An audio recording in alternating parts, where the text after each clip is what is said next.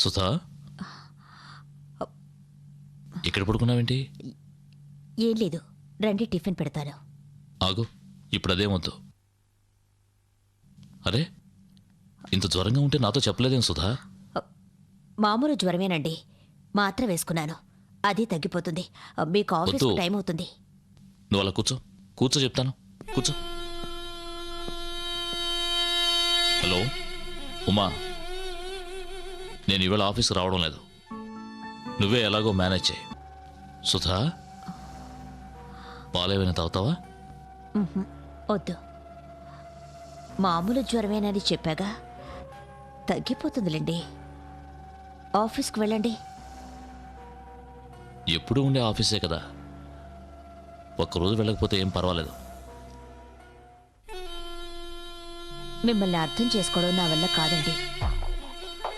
పెళ్లి రోజు ఆఫీస్కు వెళ్ళొద్దంటే వినలేదు, ఇప్పుడు నేను వెళ్ళమన్నా వెళ్ళడం లేదు.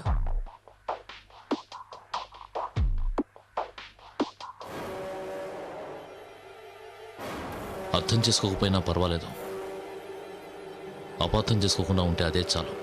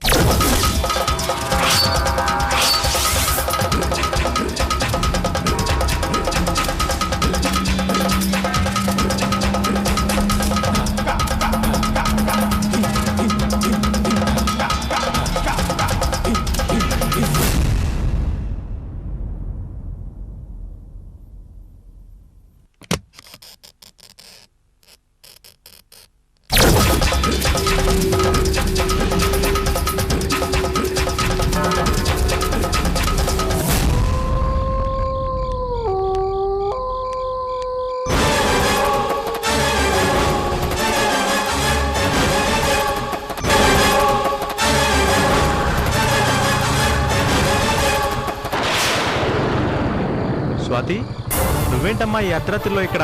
నిద్రలోంచి లేచొచ్చావా? దా దా దా దా ఇంటికి వెళ్దాం అమ్మా, దా. ఏంటమ్మా నీకు నిద్ర పట్టడం లేదా? ఇలా ఎప్పుడు ఒంటరిగా రాకూడదమ్మా. నేను వచ్చేసానుగా, పద ఇంటికి వెళ్దాం, సరేనా?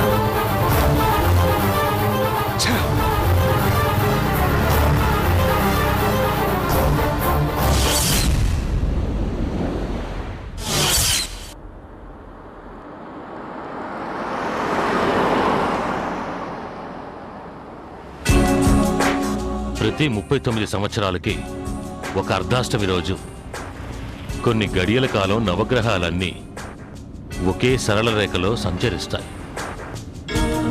అలా సంచరించే సమయంలో కొన్ని క్షణాలు ఈ విశ్వమంతా శూన్యమైపోతుంది. ఆ శూన్య క్షణాల్లో విశ్వంలో ఉన్న క్షుద్రశక్తులన్నీ ఏకరూపం దాల్చి విధ్వంసాన్ని సృష్టిస్తాయి. క్షుద్రశక్తులు ఈ ఏకరూపాన్ని ఒక మానవ శరీరంలో ఆవహింపచేసి పాతాళ భైరవికి బలి ఇవ్వగలిగితే ఆ జగన్మాత బలి ఇచ్చిన వాడికి వశమవుతుంది. దుష్టశక్తుల్ని ఆవాహన చేసుకోగల మానవ శరీరమా? అలాంటి శరీరం ఉందా? ఉంది. కానీ అలాంటి శరీరం గల వ్యక్తి 100 సంవత్సరాలకి ఒక్కసారే జన్మిస్తాడు. అలాంటి అద్భుత జాతకురాలే మా అక్కయ్య పూర్ణిమ. మా అక్కకున్న శక్తిని తెలుసుకున్న మాంత్రికుడు అక్కని ఎత్తుకుపోయాడు. ఆ క్షణం నుంచి నేను మా అక్క కోసం వెతుకుతూనే ఉన్నాను. పాతాళ భైరవి గురించి రీసెర్చ్ ప్రారంభించాను.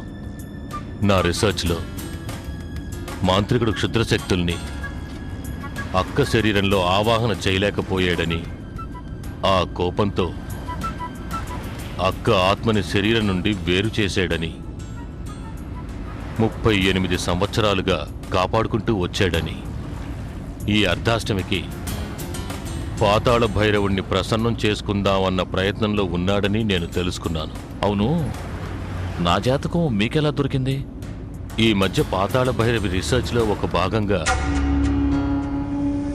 ఒక పాడుపడిన బంగళాలో వెతుకుతుంటే అక్కడ 3 జాతకాలు దొరికాయి. ఆ జాతకులు 3 మాంత్రికుణ్ణి అంతం చేయడానికి ఉపయోగపడతారని జాతకాలు వేసిన జ్యోతిష్కుడు తాళపత్రాల్లో రాసుంచాడు. ఆ 3 అపూర్వ జాతకాల్లో ఒకటి నర్మదది, రెండవది మీది, మూడవది బహుశా సిద్ధురాలది అయ్యుండాలి.